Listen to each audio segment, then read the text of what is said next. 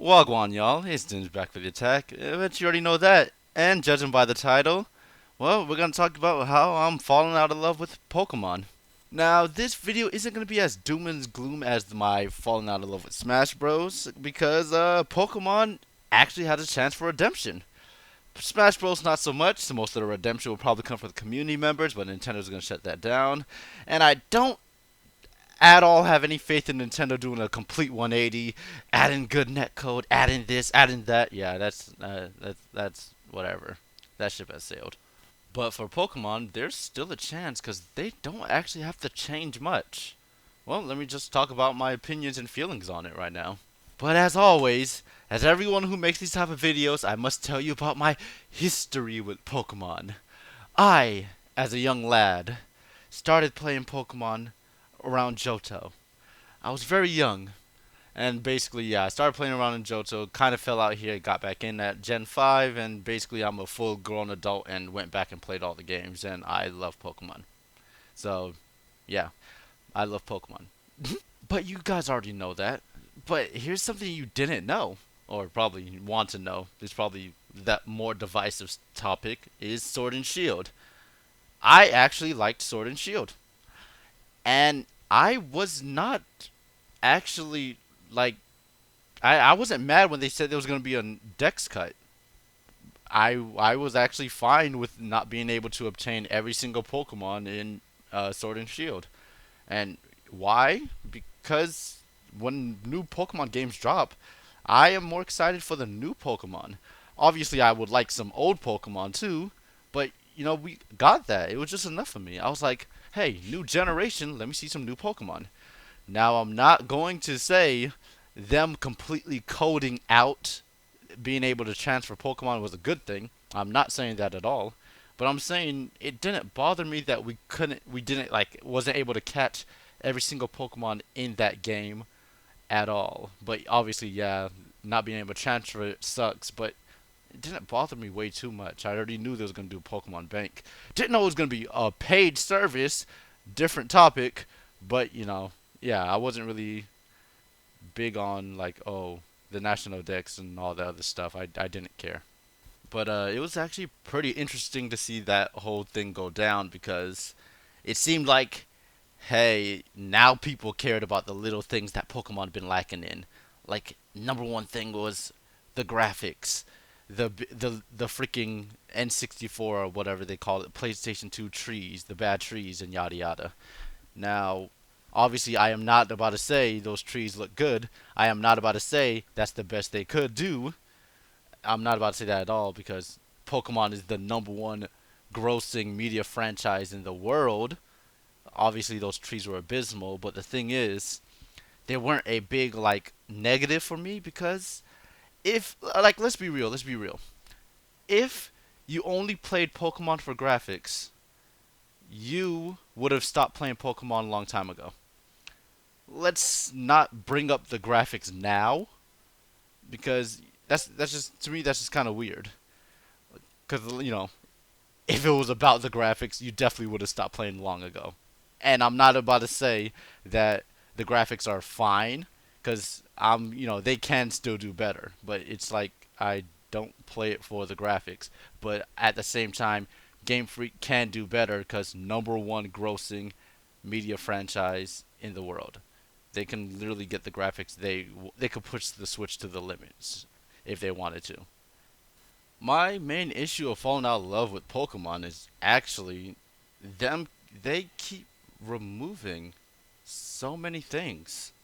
They keep removing things that are fun that was in previous generations, and it just keeps going. It just keeps going down and down and down. Like Gen 3, we had the Frontier Brains. That was amazing. And shoot, Gen 2, and even the Gen 2 remakes, we had two regions, and that was awesome. And it's like those little things, those just extra challenges, the extra reasons to play, they're not present now.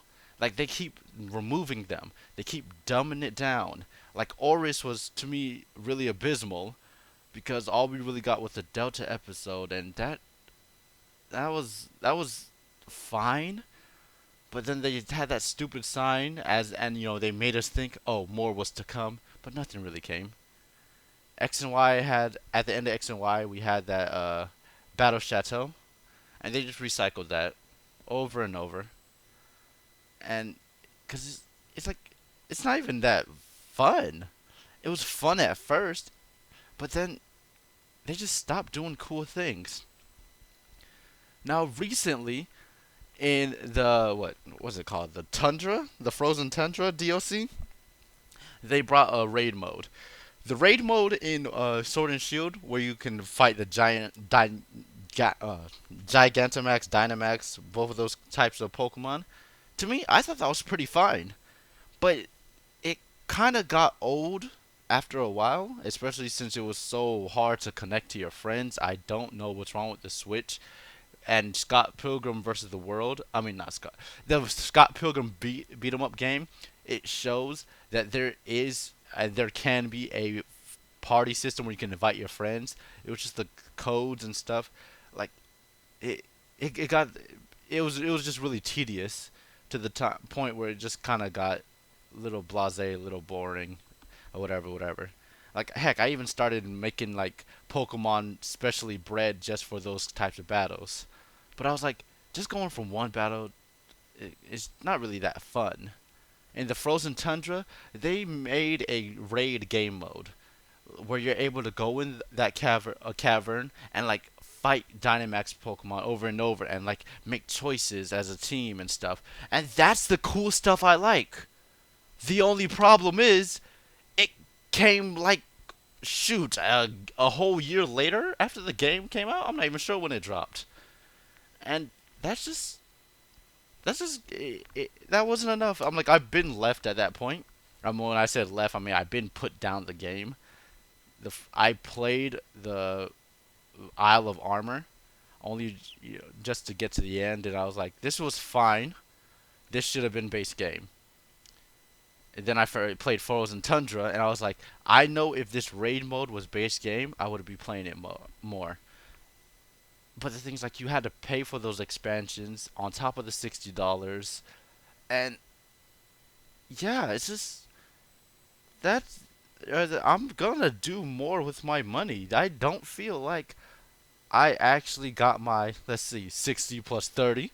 I don't feel like I got my $90 worth. However, in the state the game is now, with all those included, and I know they already bundled it now, like physically, if you pick it up, you'll automatically get the DLC with it for just $60. Right now, the game, I would say, for a Pokemon game, is about worth $60. Definitely $60. But at launch, it wasn't. And then, if you got it at launch, you had to pay another 30 to the point now it's a $90 game. And then on top of that, you gotta pay for your subscription if you have older Pokemon and you want to transfer over. So let's just chop it off and just say it was a $100 game. This, for at launch, this is not worth $100. If you paid it like I did, well, I didn't pay for the subscription of the Pokemon Home, but yeah, I was like, this is not right. I had my fun in Sword and Shield. I really did. I actually fell in love with some of the new characters. I fell in love with Bead or BDB. Bead. It's probably Bead. It's probably Bead. BDB. I fell in love with Bead. I loved Leon. Heck, I freaking fell in love with some of the new Pokemon too in this generation. Like some of them are my favorites. Like I have them on my fight stick. Like I have 3 fight sticks and 2 of them is just full with Pokemon. Like I still love Pokemon, but I'm falling out of love with Pokemon when it comes to the main series games.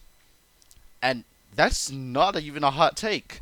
And I think everyone knows that the main series, like the spin-offs of Pokemon, is always way more cooler. And that is because when it comes to Pokemon, I love the creatures more than I love like the main stories. I'm like that's for I could name 1,001 reasons why the main series is lacking in here and there, but the spin-offs are just fun. They just take the creatures and just let you take pictures of them, put them in a fighting game, make you play as the creatures in Mystery Dungeon. Like, everything else is just so much cooler with the spin-offs that they're going for. And then since they're spin-offs, it's usually done by a different company, and it makes them look better and just makes them look cooler. And it's like what's the point of the main series now? If they're gonna keep removing stuff, they're gonna keep making you pay to add them back later, and all this other jazz. It's not worth it. Well, yeah, it's definitely not worth my time. And this is one of the reasons. Like I was like, when I say falling out of love with Pokemon, I'm falling out of love with the main series. The only thing I can do after I even play the main story is probably competitive Pokemon. But I gave that a try. I gave competitive VGCs and competitive Smogon a try, and I can't hack it. Oh, I mean, no, well, not hack. That's the bad. I can't stick with it only because there's one. There's the first rule of competitive Pokemon, which is you have to respect or obey the RNG, and that is like is basically saying, hey, getting crits are a thing, getting frozen is a thing, and to the point is like you can't even mitigate this. And I was like, yeah, this is not for me. I keep going into it and be like, oh, I'm pretty smart. I can make these awesome teams, a little off meta teams, make surprise some people, yada yada. Then when I actually play, I get crit here, I get frozen here, I get this, that, and the other. To the point where you can lose without making a wrong move. Like no fault of your own, and you can just lose. And I was like, yeah, not about to go through that headache. So there's really nothing for the main series for me, and I see this, and it doesn't really sadden me. It's just like, hey, Pokemon just gotta do better. And for anyone who's thinking like that, yeah, just don't buy the next thing. Unlike the spin-offs, yeah, if the spin-offs are awesome, I'm definitely gonna buy it. But as for a main series game, as the way it looks right now, if Pokemon comes out with Gen 9, I'm not buying that thing. If Pokemon comes out with Diamond and Pearl remakes, I'm not buying it. Like, I, I'm going to like they got me on the wait and see right now. Like I'm going to wait till it drops and actually see other people play it because it's not worth it anymore in my book. Obviously, they can do better, and all they have to do is just do little incy wincy things. A lot of people says, "Oh, Pokemon's fine. We just kind of grew out of it, or it's made for kids, so it has to be easy." But then going back to like Gen 3 and stuff, like these games were pretty difficult. Not only because we didn't know what we was doing and we didn't like know the system in and out like we do now, but it was just some of the extra challenges like finding the Reggies. You had to read Braille on a Game Boy Advance. What? For a kid? But no, we can't have Frontier Brains now because it's too difficult. But reading Braille like 10 years ago was fine on a Game Boy Advance. I didn't even know I didn't even know Braille was a thing when I was a kid. I'm not saying Pokemon taught me what Braille was, but you know, I didn't know what Braille was. I didn't know what it was, but they was like, hey, you know how to read some Braille without actually quote unquote reading it, which you have to feel it to read. But it's like not worth my time anymore. If the spin-off games come out, that'll be awesome. Like I would definitely love another like Pokemon Stadium. Give me some mini games. Have a good platform to just show these giant animations in the battles. And Pokemon gotta, they gotta get more freaking cooperative stuff going, like that freaking raid mode they added in the Crown Tundra. That's what they gotta start doing. If there's more of that, I would definitely, love it. Because the point of Pokemon was not only catching Pokemon, but actually meeting up with people. Like back in the day, it was all about trading and battling, and you had to be side by side. And now it's like there's not enough cooperative things to do to make people come together. And I don't know. It's just and all the extra modes that are not here and there and yada yada. It's just these games are not worth my time anymore. Spinoff comes out, I'll definitely give it a peep. Might pick up a spin-off game here and there, but main series, nah. I'm gonna have to wait and see. If they do good, I'll buy main series again. But if not, yeah, I'm gonna just leave it as it is. But what you guys should do if you're just like me and you're just sick of Pokemon and just want a little more challenge, pick up some of the other Monster Tamer games that's coming out. Like freaking Nexomon Extinction.